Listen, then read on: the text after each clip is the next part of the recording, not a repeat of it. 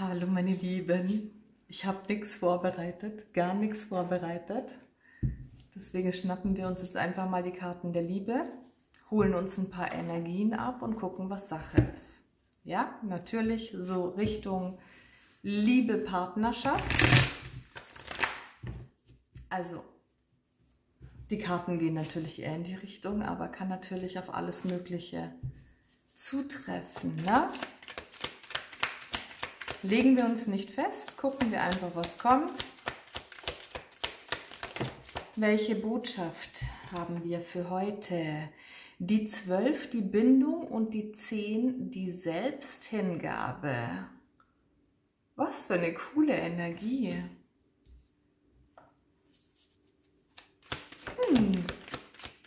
Gefolgt von der Problemkarte. Die 60, die Erwartungen.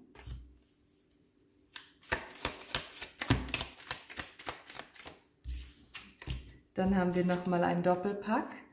Die 71, die Wollust, und die 14, die Romantik. Okay.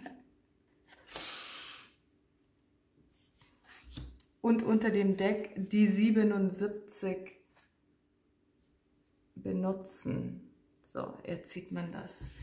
Wow, was ist das für eine Auf- und Ab-Energie, beziehungsweise nein, nicht auf und ab, sondern schon ziemlich widersprüchlich. Das scheint mir wie eine Art Ego-Energie, beziehungsweise Ego-Gedanken von irgendwem, jemand, der gewisse Erwartungen hat an eine Beziehung, Partnerschaft, beziehungsweise an eine gewisse Person, aber die Wirklichkeit zeigt irgendwie so ein bisschen andere Dinge. Also ich werde gerade noch nicht so wirklich daraus schlau, von wem diese Energie ausgeht. Deswegen gucken wir gleich mal ein bisschen Richtung Klärung, was da Sache ist, weil ich meine, wir haben eine wunderschöne Energie, eine Heilungsenergie, Bindung und Selbsthingabe. Ja, das ist eigentlich die Energie, wo jemand sagt, so, ich gebe hier mein Herz rein, mein Herzblut. Ich lebe für diese Person, für diese Sache, für diese Verbindung. Also da ist wirklich dieses, ich lege mich komplett rein. Ich sage ja, okay? Dann haben wir aber diese Erwartungen. Irgendwer ist da, der vielleicht genau diese Energie erwartet, beziehungsweise fordert, zu hohe Ansprüche stellt, eventuell an eine Person, die vielleicht gar nicht die gleichen Gefühle hegt. Zum Beispiel. Okay? Und dann haben wir hier eine Kombination, weil die sind ja zusammengefallen, aus Wollust und Romantik. Ist das eine da und das andere wünscht man sich oder erwartet man sich? Ist es umgekehrt? Was ist hier Sache?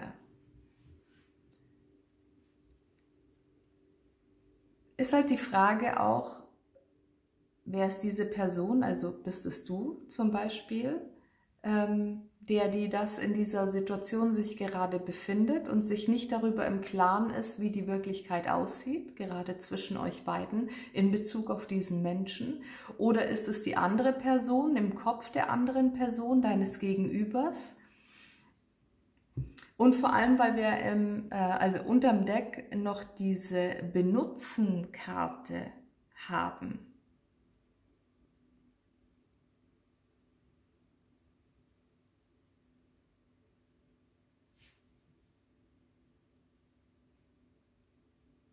Nee, da muss ich...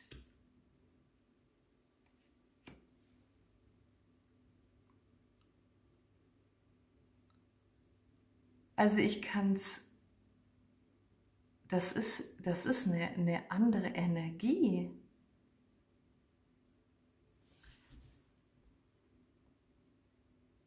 Okay, Moment. Das ist eine komplett andere Energie irgendwie. Funkt hier noch jemand mit rein? Haben wir hier in irgendeiner Form eine Dreierkonstellation? holen wir uns erstmal die ganze Reihe ab. Die Königin der Stäbe für die Bindung, die Selbsthingabe.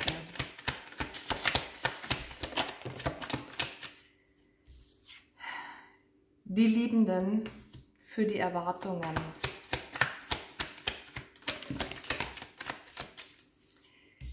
Die 8 der Münzen und die 3 der Münzen für die Wollust und für die Romantik. Und die 10 der Stäbe fürs Benutzen. Okay, das Benutzen ist keine Fremdenergie, es ist die Energie im Hintergrund, die du nicht wahrnehmen kannst oder dein Gegenüber, falls du hier gerade auf dein Gegenüber guckst. Okay? Also, wir haben hier eine liebende Seite, wir haben hier eine sich hingebende Seite. Ich spreche das jetzt einfach mal so für den einfacheren Redefluss, als wäre es deine Energie. Okay? Es kann aber auch sein, dass wenn du hier auf dein Gegenüber schaust zum Beispiel, dass es die Verbindung von deinem Gegenüber betrifft in Bezug auf eine andere Person. Was jetzt wiederum nichts Gutes für dich bedeutet, aber je nachdem, ja, wie du gerade schaust. Also, wir bleiben mal beim ersten Szenario. Wir haben hier die Bindung und die Selbsthingabe mit der Königin der Stäbe, das ist deine Energie. Das heißt, du gibst dich hier irgendwo komplett rein,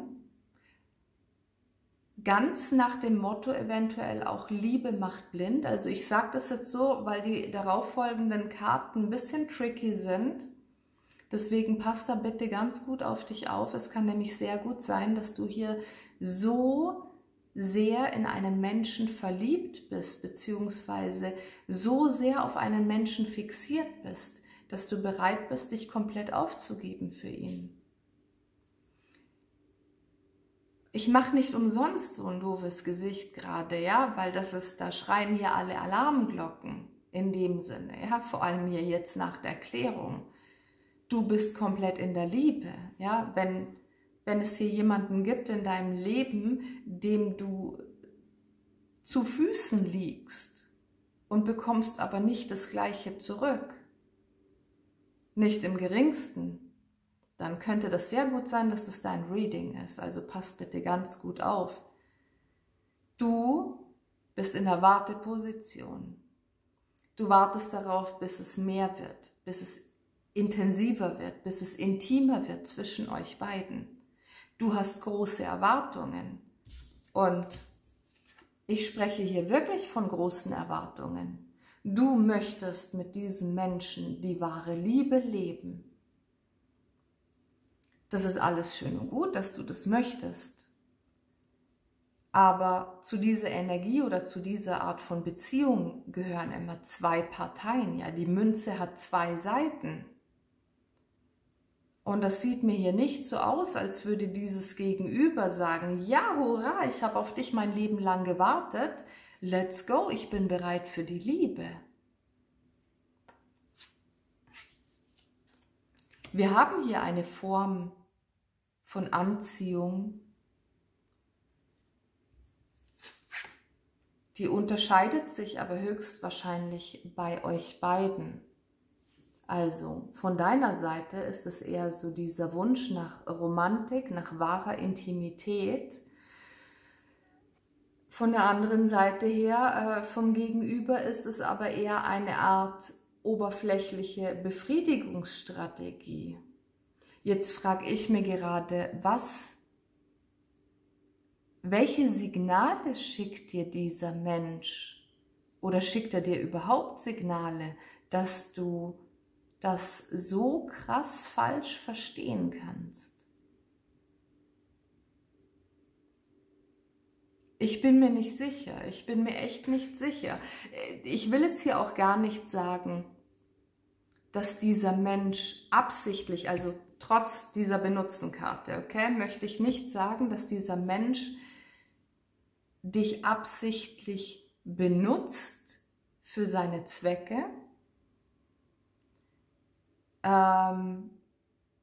Es kann nämlich auch sein, dass diese Person vielleicht gesagt hat, du pass auf, ich bin gerade nicht ready für irgendwas Festes. Wir können gerne was Oberflächliches starten, was rein Körperliches, aber mehr ist da nicht. Vielleicht hat es auch so angefangen und du hast dich aber dann verliebt, wer weiß.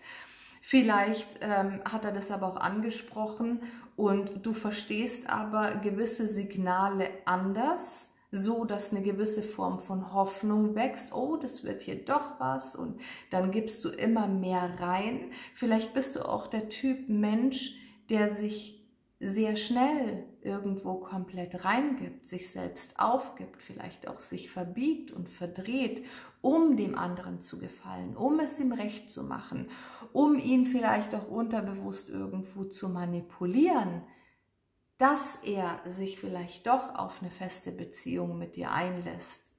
Oder.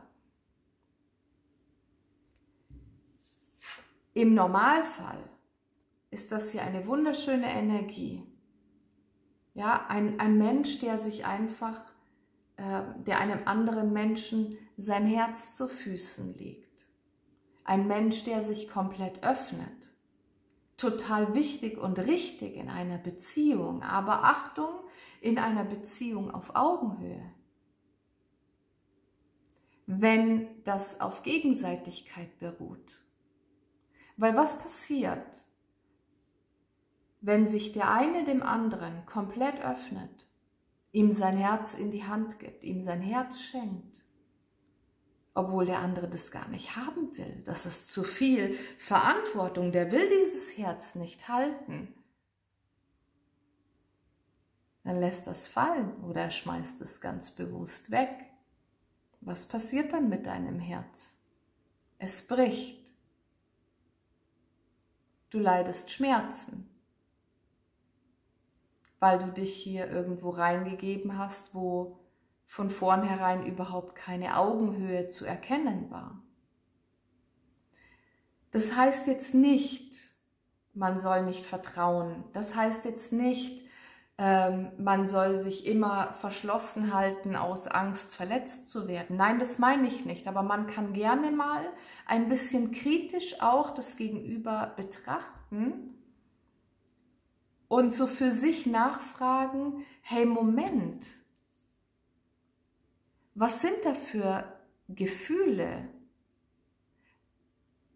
Was gibt mir dieser Mensch? Welche Art von Verbindung, welche Art von emotionale Stabilität ist hier gegeben? Und wenn da nichts ist, außer Unsicherheit, gemischte Signale und Instabilität, dann sollte man hier auf keinen Fall sein Herz reingeben. Auf keinen Fall. Und dementsprechend auch nicht in irgendeiner Form den Reiz der Sexualität benutzen, um ihn vielleicht doch noch umzustimmen, dieses Gegenüber. Man kann niemanden mit Sex, also mit reiner, oberflächlicher, körperlicher Befriedigung in eine Beziehung locken oder daran binden. Das funktioniert nicht. Das wird immer nur eine oberflächliche Geschichte sein, wenn dieses Gegenüber keine wahren und aufrichtigen Emotionen dir gegenüber hat. Lass dich nicht verarschen. Du träumst hier von Intimität und Zweisamkeit, von echter Nähe. Dieser Mensch ist aber gerade eher an deiner Hülle oder beziehungsweise als Mittel zum Zweck interessiert.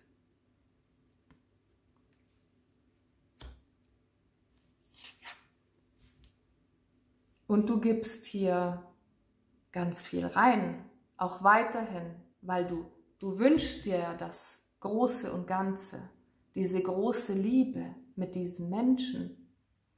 Von seiner Seite kommt nichts. Vielleicht denkst du auch, okay, dann muss ich mich noch ein bisschen mehr anstrengen. Dann muss ich noch ein bisschen mehr dran arbeiten. Aber wir sehen hier, das geht von einer Seite aus, diese Arbeit, dieser Einsatz. Aber es ist kein gemeinsamer Wachstum. Das Einzige, was hier wächst, innerhalb dieser Beziehung, unabhängig vom körperlichen Aspekt, das ist die große Last, die sich auf deine Schultern legt, die du dir selbst auferlegst.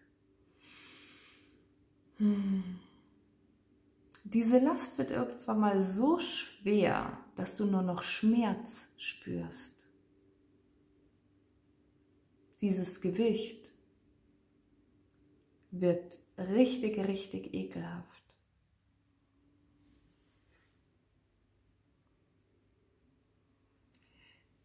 Ich spüre hier eine Form von Bedürftigkeit von beiden Richtungen ausgehend, aber von dir aus auf einer emotionalen Ebene und von der anderen Person ausgehend auf körperlicher Ebene. Wenn man das Ganze jetzt andersrum betrachtet, also wir haben jetzt drauf geguckt quasi, dass du hier unglücklich, verzweifelt, verliebt bist, in tiefer Liebe zu diesem Menschen und der empfindet aber nicht das Gleiche für dich. Wenn das jetzt die Energie deines Gegenübers ist, dann frage ich mich, was machst du in dieser Dreierkonstellation? Und ja, es gibt sicherlich so dieses ein oder andere Szenario, wo das so stattfindet. Das Gegenüber oder diese Person, die dir so, so wichtig ist, muss ja nicht unbedingt liebestechnisch sein. Ja? Kann ja auch sein, dass du hier auf eins deiner Geschwister schaust oder im Freundeskreis jemand oder so, ja. Eine Person hier in deinem Leben ist in eine andere Person nicht nur verliebt, sondern in kompletter und vollkommener Hingabe einer anderen Person gegenüber. Weil hier erwartet wird, dass daraus etwas Großes entsteht. Und da ist aber nichts Romantisches in der Hinsicht, sondern nur Oberflächlichkeit. Und diese Drittperson, auf die dieses Gegenüber so fixiert ist nur an Oberflächlichkeiten interessiert. Also so oder so, ja, ob jetzt nun deine Energie oder die Person, auf die du schaust. Wir haben hier nichts Stabiles, wir haben hier keine emotionale Verbindung in diesem Sinne, wo man sagen kann so, ja gut, hier ist was dabei, sich zu entwickeln, braucht aber Zeit oder so. Nein. Bei so einer Energie bleibt mir nichts anderes übrig, als zu sagen, zieh deine besten Laufschuhe an und renn. Renn einfach nur. Egal wohin, das spielt für den Anfang keine Rolle. Nur bring Kilometer zwischen euch. Raus aus der Energie, weg von dieser Energie. Oder willst du früher oder später wirklich daran zerbrechen? Vergiss hierbei bitte nie, wenn man an einem Menschen festhält, an einem Menschen, der nicht für einen bestimmt ist, so jetzt mal übergeordnet ausgedrückt, oder an einem Menschen festhält, der nicht die gleichen Gefühle für einen hat, der diese Gefühle nicht erwidert, dann nimmst du dir selbst und diesem Gegenüber die Möglichkeit, den Richtigen zu finden. Weil solange du fixiert bist auf diese Person, hat dieser andere Mensch, der vor deinem Feld steht, aber nicht rein kann, hat keine Chance bei dir. Dieser Mensch, mit dem du wirklich eine Beziehung auf Augenhöhe führen könntest. Und genauso aber auch dieses Gegenüber. Ja gut, ich meine, wenn man jetzt von innen raus böse ist, könnte man sagen, ja gut, mir egal, ich liebe diesen Menschen und ich halte an dem fest und dann ist ja gut, dass der nicht seine wahre Liebe findet oder so, weil ich will ja, dass der mit mir zusammen ist. Ja, bringt aber nichts, weil das ist eine Art Karma, das man sich erschafft, hier, was irgendwann mal so heftig wird, dass man unter dieser Last zusammenbricht. Also, will man sowas wirklich?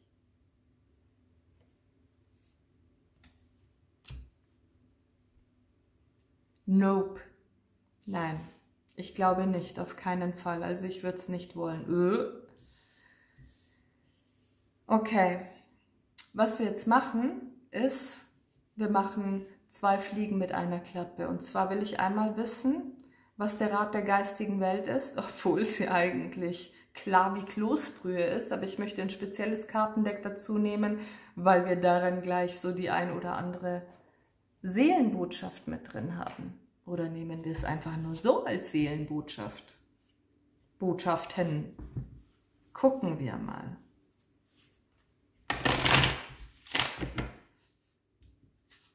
Und ich habe schon gedacht, hier bei diesen ersten 2 Karten, wir kriegen hier heute eine super romantische Liebesgeschichte. Nope.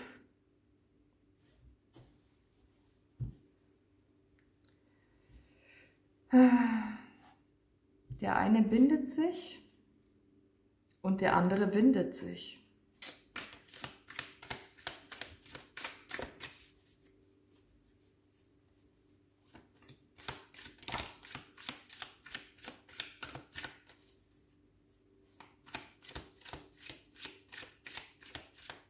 Das Schlimme ist, also wenn das hier deine Energie ist, dieser Mensch könnte von dir alles verlangen.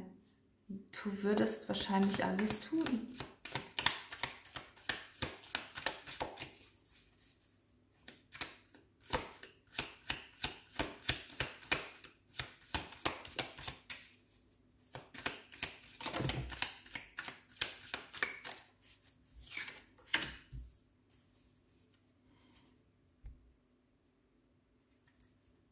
Okay, sind so zäh rausgefallen, wir belassen es jetzt bei den 3. Wir haben einmal die 9 der Stäbe. Angst ist Mut ohne Zündstoff. Angst ist Mut ohne Zündstoff. Hammer. Das ist so geil. Dann haben wir die 6 der Münzen in Kopflage.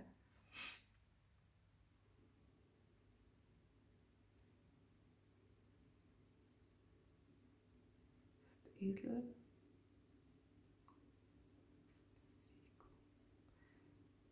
Was?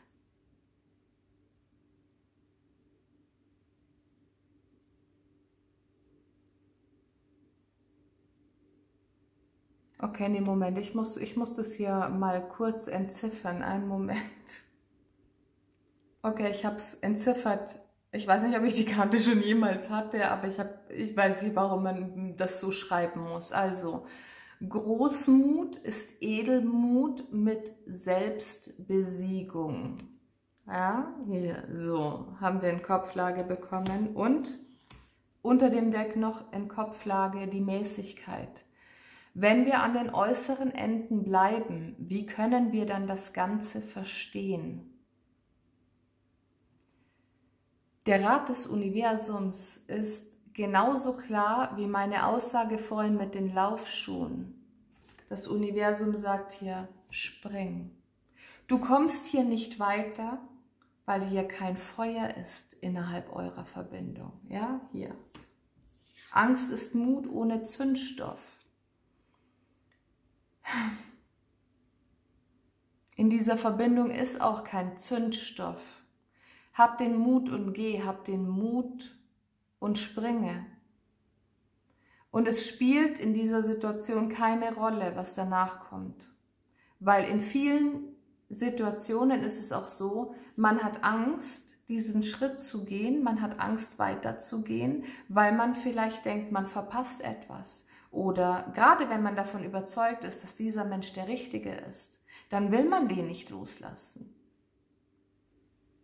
Obwohl man eigentlich genau vor der Nase hat, dass dieser Mensch nicht der Richtige sein kann, weil er nicht das Gleiche empfindet.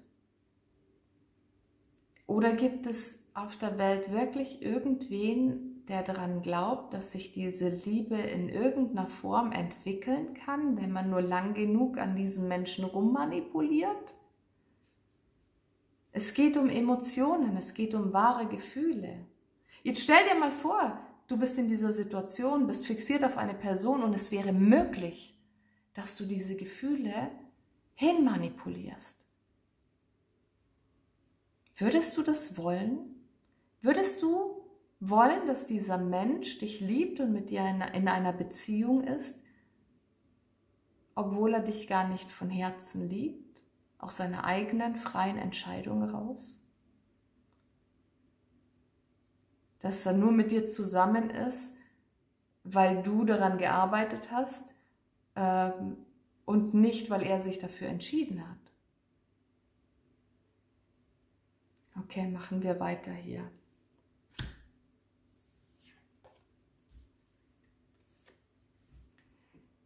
Geben und Nehmen das ist ein universeller Energieausgleich. Okay, das ist Teil des Lebens. Und wenn der eine zu viel gibt und der andere zu viel nimmt, dann passt es nicht zusammen. Irgendwann sind deine Taschen leer. Und hier ist nichts zu holen. Innerhalb dieser Verbindung ist absolut nichts zu holen. Du tust dir nichts Gutes, indem du immer weiter gibst und bleibst und noch mehr gibst.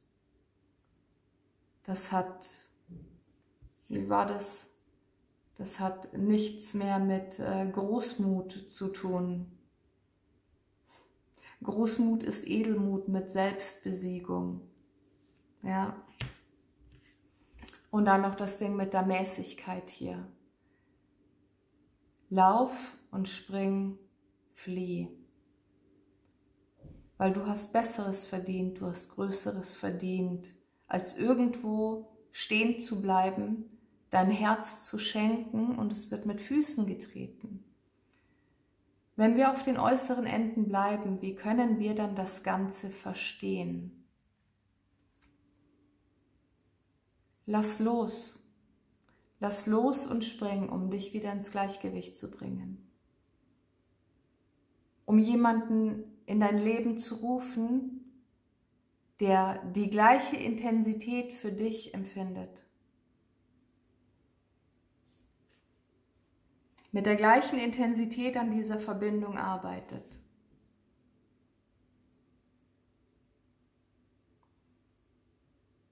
Ja. Manchmal ist es das Beste, sich einfach umzudrehen und zu gehen. Alles Liebe, bis zum nächsten Mal.